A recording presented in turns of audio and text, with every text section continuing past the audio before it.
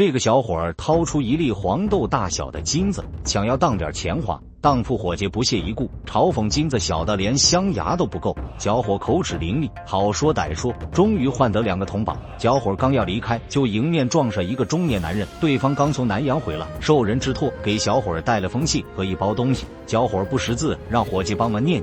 原来是小伙叔叔给他带了20两金子，小伙欣喜，转身就要当掉。伙计拿起过秤，金子足足有28两还多，他瞬间起了贪心，打算昧下多出来的8两金子，按照1两金子6个大洋，当即给了小伙20两金子的钱，还不忘和他签下字据。小伙走后，当铺伙计狂喜，向老板炫耀今天遇到一个凯子。老板连忙让他拿出来看看，却发现这金子明明是假的，小丑竟然是他自己。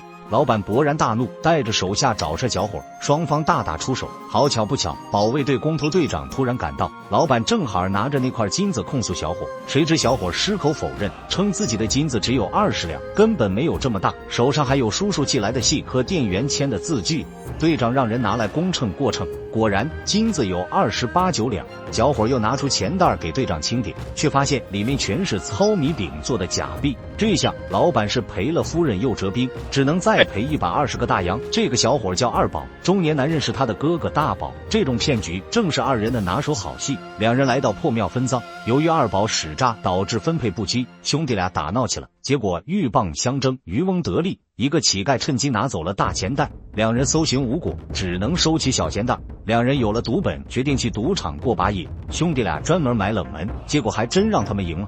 眼看就要收钱走人，赌场老板却要求检查老本。二宝自信掏钱，不曾想里面的大洋变成了铁皮，原来小钱袋也被乞丐掉了包。赌场最痛恨空手套白狼，要教训他们一顿。大宝不会武功，只会钻桌子。二宝学了点蔡礼佛、穿、抛、挂、哨、插，打得有模有样，但到底是寡不敌众。2人遭到一顿痛扁，被直接扔出了赌场。路边2人又耍起小聪明，偷了一袖子鱼，打算来到饭店吃饭，可2人连加工费都给不起，还得继续想办法。角落里坐着一位衣着工薪的白发老头，二宝走到老头身边，假装摔倒，把大宝的戒指缠进老人的包袱。大宝又叫来工头队长，贼喊捉贼。老头早就识破2人的伎俩，悄悄拿走了戒指。待队长打开包袱，里面除了衣服啥都没有。兄弟俩不仅没有骗到钱，还丢了戒指。2人心怀怨恨，决定用3脚猫的功夫教训老头一番。不曾想老头武功高强，他们完全不是对手，3两下就被打得鼻青脸肿。但2人随即想到，老头功夫厉害，若能成为他的徒弟，岂不是能学到一身好本领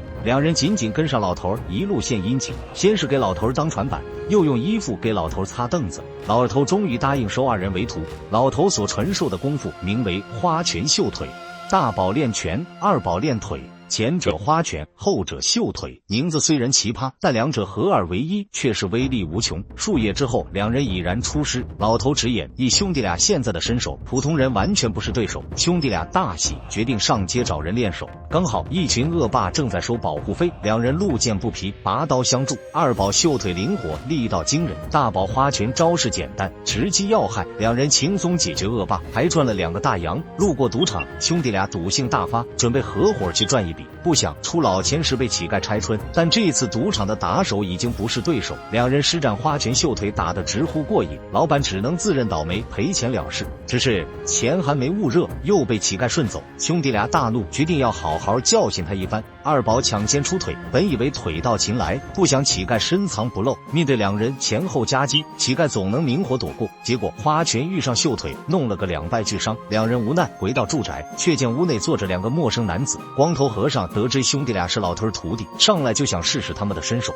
兄弟俩花拳绣腿合力出击，几招过后，和尚就有些招架不住，娘娘腔跳出来帮忙，他们只能被迫分开。单打独斗之下，2人瞬间优势尽失，不一会儿就被踩入脚底。对方并没有下狠手，只是让兄弟俩转告老头，明日到郊外树林应战。原来这2人竟是老头的仇家，他们单打独斗武功一般，要是合在一起就成了绝顶高手。老头胸有成竹，嘱咐兄弟俩坚持住1人即可。果然大宝二宝能轻松缠住和尚，花拳绣腿联手之下，竟将他打得满头大包。娘娘腔自然不是老头对手，不出10招就被老头肘击毙命。至于剩下的和尚也被狠心掐死。老头开心不已，还让兄弟俩去酒楼等等他吃饭，自己回家取钱。二宝见老头经久不来，准备回家寻人，却发现一陌生男子正和老头打斗，那人边打边数落老头的罪气。二宝这才知道，老头竟是通缉榜排行第1的江洋大盗。只见老头招招狠毒，直击命门，不一会儿就将那人活活打死。老头收拾完残局，正欲出门，没想到大宝此时出现，把二宝早已归来的消息说了出来。老头知晓身份已经暴露，他找到二宝，猛然出招，一掌击中二宝喉咙，二宝声带受损，一时说不出话来。二宝本不想还手，奈何老头招招狠毒，二宝只能起身反抗。谁料老头更加凶残，兄弟俩这才联手使出花拳绣腿。自古以来，师傅教徒必留有一手，老头藏了一手蛇形雕手，并未传授给两人。眼看二宝就要命丧老头手中，大宝死死抱住老头的大腿，让二宝逃走，自己却被老头狠心杀害。二宝狼狈逃出，意外撞见戏耍他的乞丐。二宝讲到乞丐武艺超群，若能学得到他的功夫，定能为大宝报仇。乞丐四是知道二宝的遭遇，也答应收他为徒。乞丐的教授方式甚为严厉，先是要求二宝练习后空翻，看似简单，但却在二宝膝盖窝上绑上长长的竹签，若腿稍微弯曲，竹签就会刺进肉里，疼痛难忍。再是平衡力训练，二宝得穿上半圆形石头做的鞋子，和乞丐过招。基本功扎实后，乞丐开始传授他真功夫形意拳。形意拳蕴含金木水火土5行思想，效仿12种动物的动作特征改编而成。乞丐最擅长的就是其中的猴拳。为了增加难度，乞丐还让二宝在跳绳中完成所有动作。转眼半年过去，小有所成的二宝上街买酒庆祝，意外撞见老头，仇人见面分外眼红。二宝一路尾随至野外，二话不说直接飞起一脚。二宝腿功厉害，但毕竟秀腿是老头传授，在他面前简直是班门弄斧。